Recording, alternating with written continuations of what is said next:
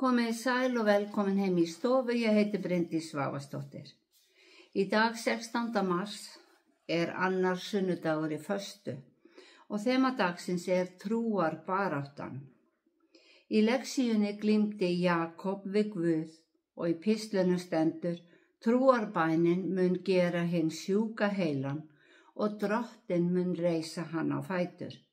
Í Guðspjallinu sem ég tala út frá hitti Jesús kanveska konu. En við skulum byrja þessa stund eins og alltaf á því að signa okkur og við segjum saman í nafni Guðs, Föður, Sonar og heilags anda. Amen. Og heyrum heilagt Guðspjall sem úr Matteusi 15. kafla.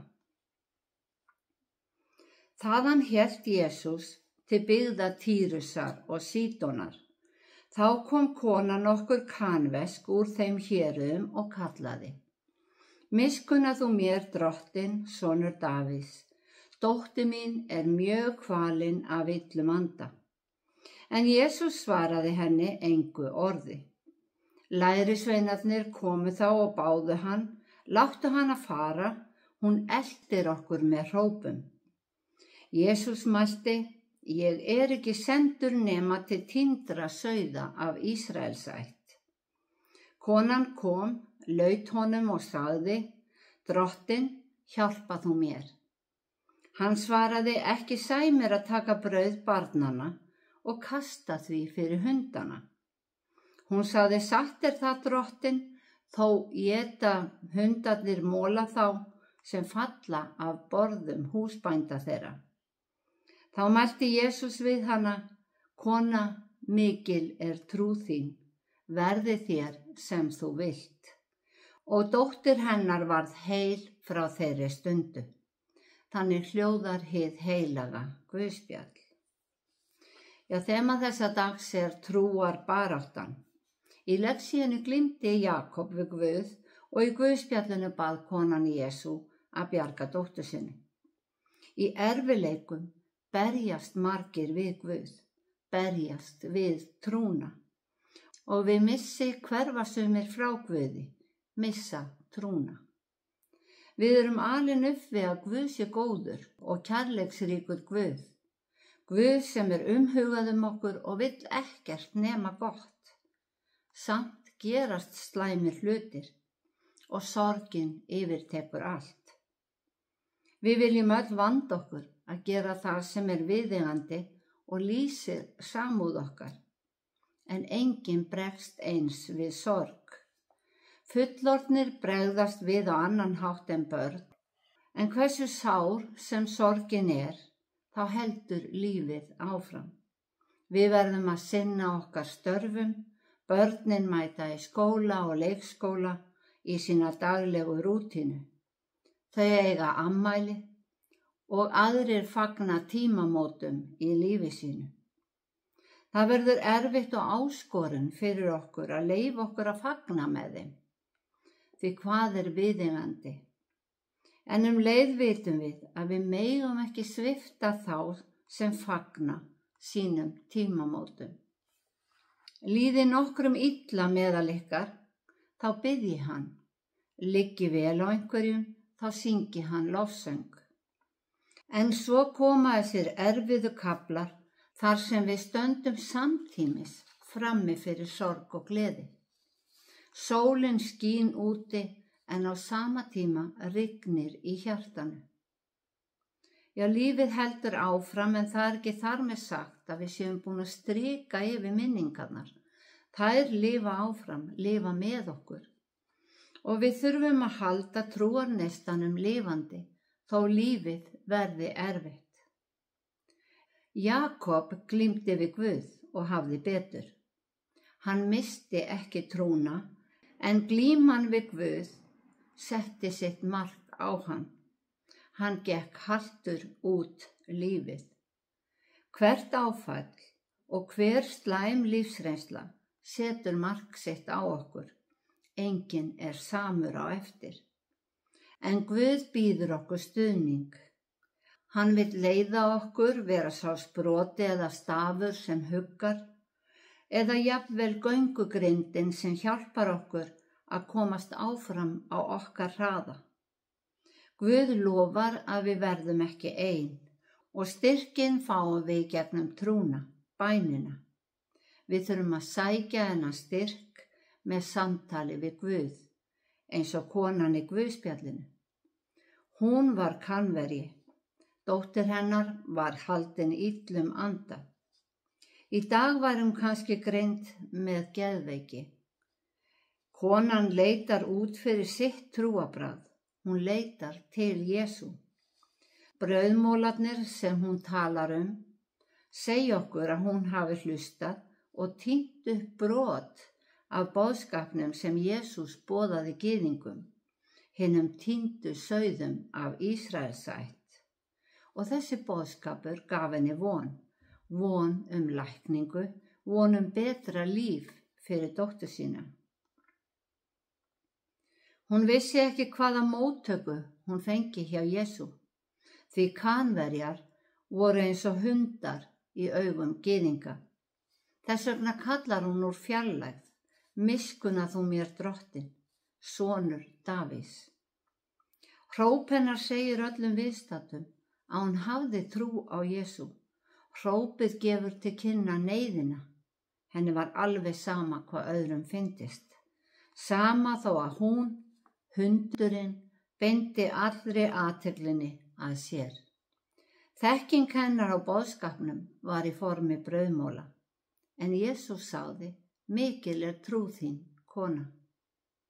Það litla sem hún vissi, þessir brauðmolar, nægðu til að dóttirinn fékk lækningu. Guð er alltaf til staðar, en við þurfum að biðja hann hjálp.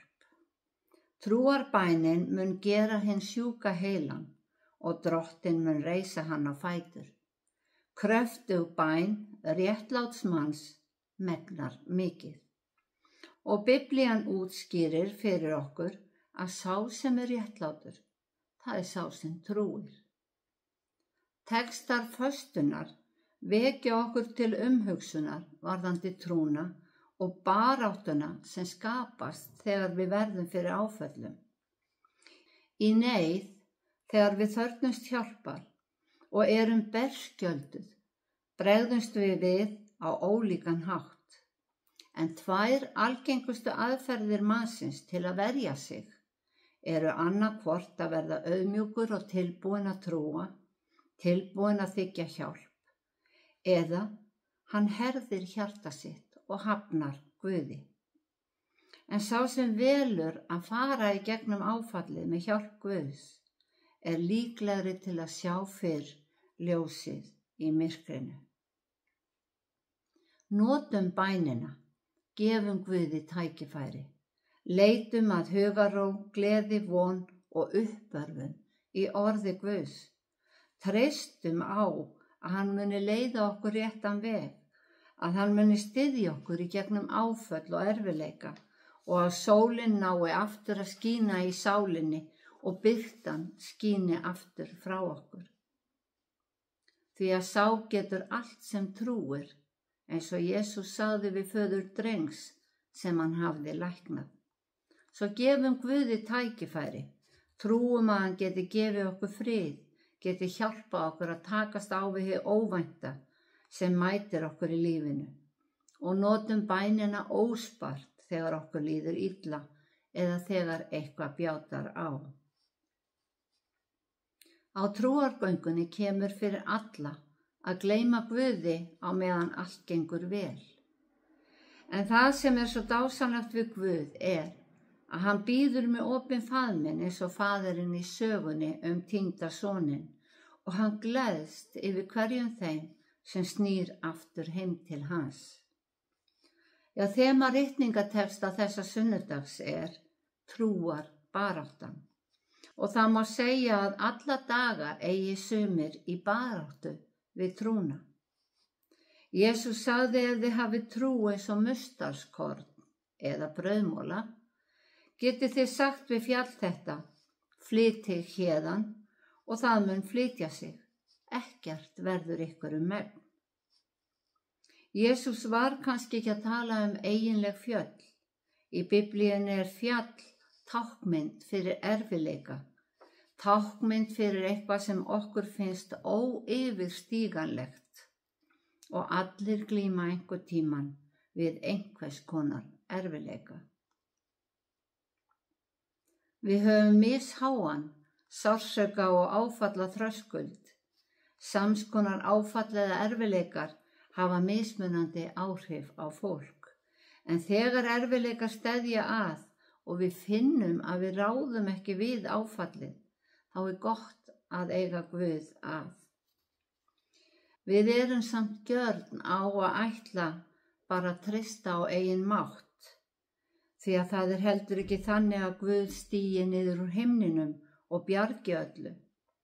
En ef við biðjum handleiðslu, er eins og einhvern veginn greiðist úr flækjum og vandamál geta leyst.